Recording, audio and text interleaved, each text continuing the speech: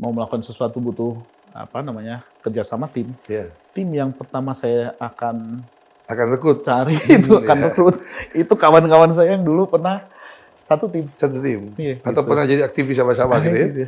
Saya di Apa dasarnya?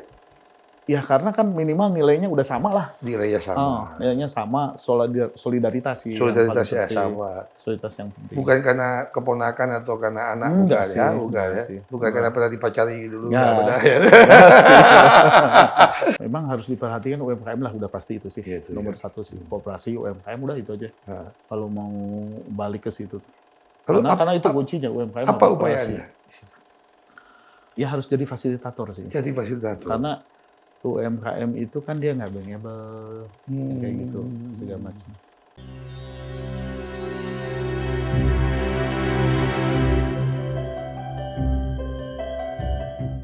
Ya, Mas Hanif, ini kita masuk segmen terakhir ini. Menarik ini. Dari tadi ini edisi menolak lupa yang paling unik ini dengan Mas Hanif ini. Kita mampu melihat ke depan ini lebih jauh ya. Nah, Mas Hanif, Anda sudah berkeluarga kan? Sudah. Ya. Lalu sebagai orang tua, Anda ingin anak Anda seperti Anda atau bagaimana? Saya ingin dia punya empati aja. Oke, Nah, itu yang penting Itu ya. yang penting, gitu. Karena kalau udah empati dia bisa masuk mana aja. Dan anak sekarang ini kan lain ya, gitu. Kalau saya tanya pengen apa, kebetulan saya banyak buku-buku tentang psikologi gitu ya. Karena ini cerita sedikit aja nih. Direktur itu kan tugasnya dua tuh, cari bisnis sama ngurusin orang. Jadi kalau kita kagak ngerti cara ngurusin orang kan bingung kita kan. Latihan di rumah. Di rumah kan banyak. Ya. Gitu. Jadi anak saya itu dia bilang, wah nih ayah saya pengen masuk psikologi, saya nggak ngarahin gitu. Jadi ya udah bagus, jalanin aja gitu. Kayak gitu. Tapi ada dorong nggak jadi aktivis ya? Dia masih SMA sih. Oh, Kelas tiga SMA. sih. Oke. Tapi Gitu. ada dorong untuk ikut terlibat di OSIS. Saya dorong. Oke, berorganisasi. Berorganisasi saya dorong. Jangan takut resiko lah, saya Ya, bilang gitu. termasuk membangun social network. Social network atau kalau waktu dia kecil gitu ya, kan banyak tuh yang special need.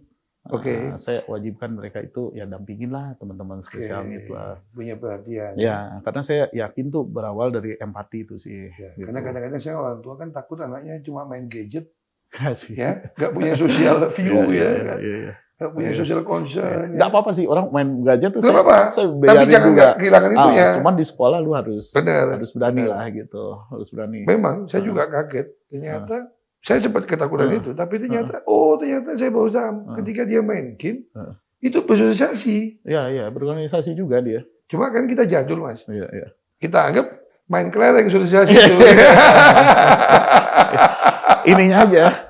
Metodenya beda. Metodenya beda karena Ya. permainan itu juga saya lihat ya, kawan-kawannya banyak. Iya. 10 orang, 20 Bahkan orang. internasional seluruh dunia. Internasional, seluruh dunia. Suatu ketika anak saya tanya tentang perekonomian Indonesia dibanding Myanmar, saya kaget. Iya. Kamu kotanya dari mana? Iya. Dari kita teman saya main game di Myanmar katanya. Iya. Tentang nilai tukar mata uang Myanmar dengan dolar. Iya.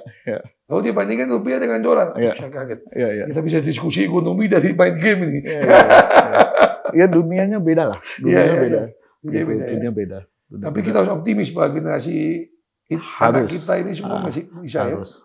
Saya bilang ya harus berani lah. Berani. Ya itu. Pokoknya modal itu kan yang paling penting keberanian dulu lah. Masuk Keberanian empati dulu. tadi ya. Empati gitu. Nah, kira-kira bagaimana Mas 2024 ini politik? Ya generasi muda udah itu aja. Generasi muda ya. Generasi muda. Yang menentukan generasi muda. Mereka Generasi kita ini kan ya bukan udah juga sih ya. Cuman sudah makin mengecil.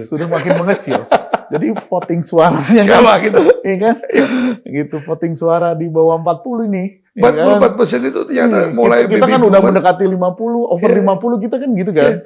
Gitu. Ini kan generasi mereka. Dari Bapak kelahiran tahun 89 ya. 89 ke bawah sampai 1940 yang masih hidup itu. Ternyata cuma 44%. Betul. Sedangkan yang 20 tahun ini, 190 sampai tahun 2010, sudah 56%. Mereka yang nentuin sih. Mereka yang nentuin sih. Apa catatannya? Ya saya optimis lah sama mereka sih. Tanpa kita kasih catatan. Tanpa kita kasih catatan karena mereka generasi yang apa ya? Nggak mungkin mereka apatis. Kalau generasi kita nih Hmm. zaman dulu nih, lu kalau nggak masuk sekolah negeri mati lu gitu kan. Ya. Nanti suram. Suram. Lu kalau nggak jadi pegawai BUMN atau pegawai negeri Ya. susah. Susah. Kalau wirausaha banyak saingan, Ya. pasti kita kalah. Pengki, Kalau sekarang saya tanya, ya. saya pengen wirausaha rata-rata. Rata-rata, Anak saya aja tuh pengennya wirausaha, nggak mau kerja. Milenial dan Z ini ya. Milenial. Jadi semakin banyak wirausaha di kalangan muda, itu semakin menjamin negara kita makin baik gitu. Kira-kira gitu. Terakhir Mas. Uh-uh. Anda cerita nggak pengalaman hidup Anda ketika jadi aktivis mahasiswa? Saya ada cerita sedikit-sedikit aja sih sama dia bahwa kadang dia nanya ya kan, kenapa pulang malam gitu. Itu bagian dari kerjaan. Saya bilang begitu. Kerjanya apa? Kenapa harus begini? Tertarik di cerita bagian mana? Ya mereka tuh apa ya? Mereka tuh ngelihat gini, oh ternyata kehidupan itu bisa terus-terusan ya. Maksudnya nggak cuma pagi sore aja gitu. Termasuk dia belajar. Termasuk malam. Bapaknya bangun networking tadi ya. Saya sahabat. Waktu zaman itu ya, waktu zaman di Bandung ya terutama ya. Itu kayaknya nggak pernah ada alasan untuk nggak rapat jam 12 malam, jam 1 malam, bahkan sampai mendekati pagi sih. Saya tuh ambil catatan ya, memang banyak loh sebenarnya teman-teman kita tuh ya di pemerintahan itu yang luar biasa sih menurut saya sih. Ya. Dia juga mau apa segala macam. Asal dikondisikan. Gitu. Masih tenggelam ya. Dikondisikan. Ya. Kalau dikondisikan bagus gitu. Ya. Dan jika masih ketutup ya. Ya. Jadi kemarin saya 2 minggu lalu lah saya diundang ke Bandung ya. Ada semacam penghargaan lah untuk apa yang dulu ngurusin corona lah gitu ya, oksigen segala macam. Nah, pejabat Pak Gubernur yang baru nih Pak Denny itu dia bilang, "Nih bagus nih," dia bilang. Posko, kalau zaman dulu kita satgas. Ya kan? Jadi kalau ada masalah bikin posko, bikin satgas gitu. Karena semua orang akan terlibat. Jadi nggak sektoral. Nggak ego sektoral ya. Iya. Kalau dulu bisa ngurusin corona segala macam, kalau ada urusan sampah ya kerjain lagi bareng. Jadi di tengah isu nepotisme menjelang pemilu, di tengah isu kekuasaan bermain, cawe-cawe. Bisa lah kolaborasi lah. Mas Hanif tetap yakin. Kolaborasi. Masih banyak orang baik. Banyak orang kolaborasi. Baik di lembaga pemerintah maupun di sekelilingnya itu ya. Jadi kita nggak perlu takut, nggak perlu cemas. Jangan takut lah. Ini masa depan bagus lah. Indonesia bagus. Kita nggak perlu takut untuk kembali ke masa lampau yang suram itu ya. Kalau dulu kan dulu fungsi ABRI tadi yang ngelihat. Artinya kan semua pemimpin dari level nasional, provinsi, jenderal gitu kan, kota kabupaten, harus pakai berseragam, kolonel, uniform ya. Semua sama kan. Kalau sekarang kan kita enggak. Tentu gitu. anak kita cuman kan malu itu kan.